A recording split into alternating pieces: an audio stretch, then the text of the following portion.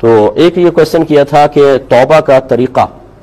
میں نے شاید کسی پروگرام میں کہا ہوگا کہ میں اگلے پروگرام میں عرض کروں گا، پھر بعض اوقات میرے ذہن سے نکل جاتا ہے یا بیچ میں ناغے آ جاتے ہیں تو پھر تو بالکل ہی وہ چیز محو ہو جاتی ہے۔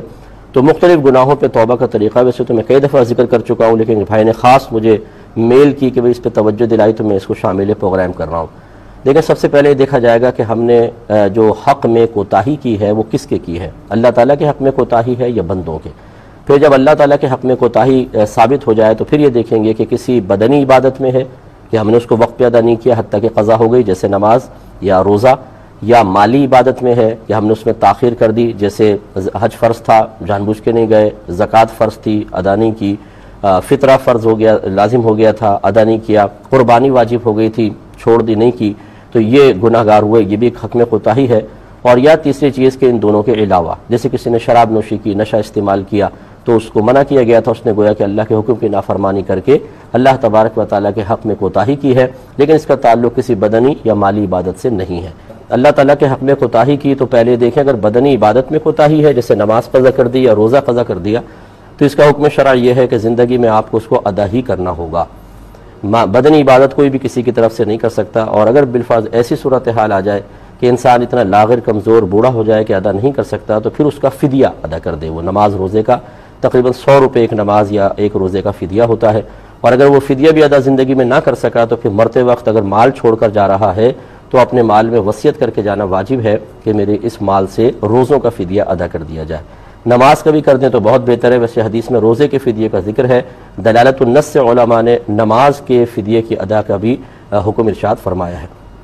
دوسرا، اگر مالی عبادت میں کوتاہی کے مرتکب ہوئے ہیں تو آپ جانتے ہیں کہ مالی عبادت کبھی بھی قضا نہیں ہوتی ہے، اس کا وقت ساری زندگی ہوتا ہے، لیکن اس میں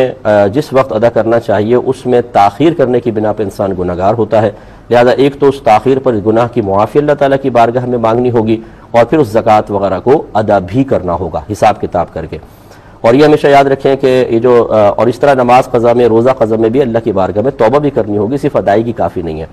اور توبہ کا مطلب اس کی اصل شرط ہے ندامت، آدمی نادم ہو، شرمندہ ہو، پشیمان ہو، اس کی حالت سے بھی یہ چیز ظاہر ہوتی ہو، اور پھر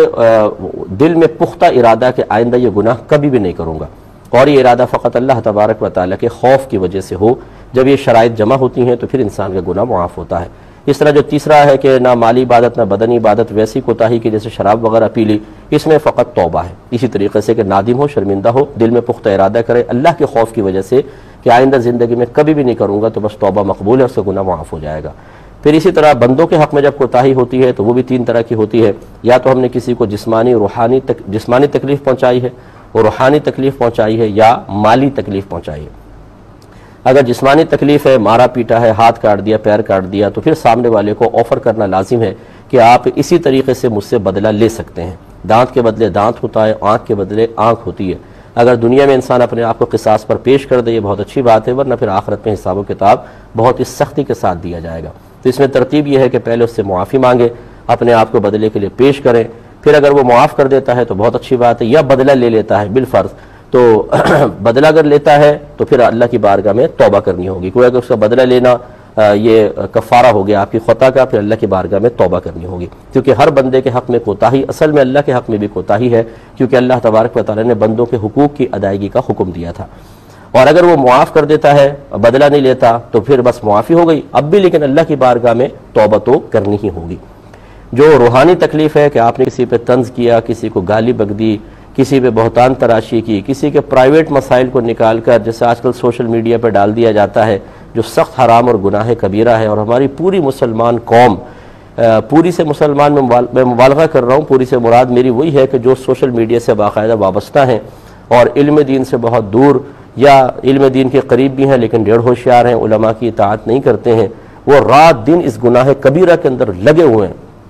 کسی کی بھی کوئی بھی بات آئی اور فوراً آگے پہنچا دی، اور اس طریقے سے روحانی تکلیف کا سبب بنتے ہیں۔ اس کا حکم بھی یہ ہوتا ہے کہ اس شخص سے جا کے معافی طلب کرنی ہوگی، وہ معاف کر دے تو بہت اچھی بات ہے، پھر اللہ کی بارگاہ میں توبہ کرنی ہوگی۔ اگر جسمانی تکلیف پہنچائی ہے، اپنے آپ کو بدلے پہ پیش کرنا ہوگا اور اس سے معافی طلب کرنی ہوگی، بدلہ لے لے ٹھیک، اللہ کی بارگاہ میں توبہ کریں۔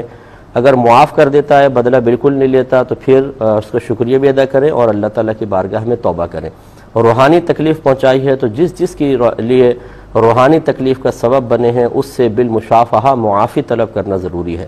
یہ نہیں کہ آپ ایک پوسٹ ڈال دیں سوشل میڈیا پر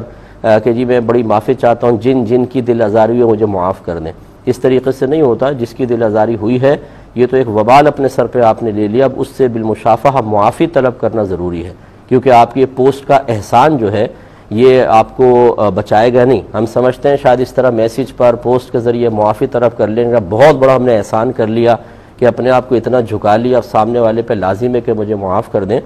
ضروری نہیں ہے کہ آپ کی وہ پوسٹ وہ مضمون اس شخص تک پہنچ جائے جس کی آپ روحانی تکلیف کا سبب بنے، اور پہنچ بھی جائے تو ضروری نہیں کہ وہ آپ کو معاف کرے۔ آپ نے اس کی دل آزاری شدید قسم کی وہ سب میں اس کو بدنام کیا، اب کم از کم اتنی ذلت اٹھانی ہوگی کہ اس کے پاس جا کر معافی مانگیں اور اس کے سامنے ہاتھ جوڑیں، پاؤں پکڑ لیں۔ اگر نہیں کریں گے تو پھر میدان محشر میں اللہ تبارک و تعالی اس کا بدلہ دلوائے گا۔ اسی طریقے سے اب اس سے آپ نے معافی طلب کی، معاف کر دیا، بہت اچھی بات ہے، اللہ کی بارگاہ میں توبہ کریں۔ اگر یہ دونوں معاف نہیں کرتے، اسی طرح تیسرے کو پہلے لے لیتے ہیں کہ کسی کے مال میں کوتاہی کے مرتکب ہوئے ہیں، قرض لیا تھا دبا لیا، امانت لی تھی اس کو دبا لیا، اسی طرح جو گری پڑی چیزیں مل جاتی ہیں یہ مسلمان بھائی بہن کی ہوں تو یہ امانت کی حیثیت رکھتی ہیں، وہ اٹھا کر کھا گئے ہیں۔ اسی طرح وراثت دبائی ہوئی ہے اور خوب کھا رہے ہیں، یا کسی کے کاروبار پہ غصب کہتے ہیں، قبضہ کر لیا، کسی مکان پہ قبضہ کر لیا اور اس کو سیل آؤٹ کر کے اور خوب پیسہ کما لیا، تو ان تمام صورتحال میں اس شخص کو وہ تمام مال دینا لازم ہوتا ہے، واجب ہے کہ اتنا مال اس کو واپس کرے، اور اگر مال ادا کرنے پہ قدرت نہیں ہے تو اس سے معاف کروانے کی کوشش کریں کہ وہ معاف کر دے۔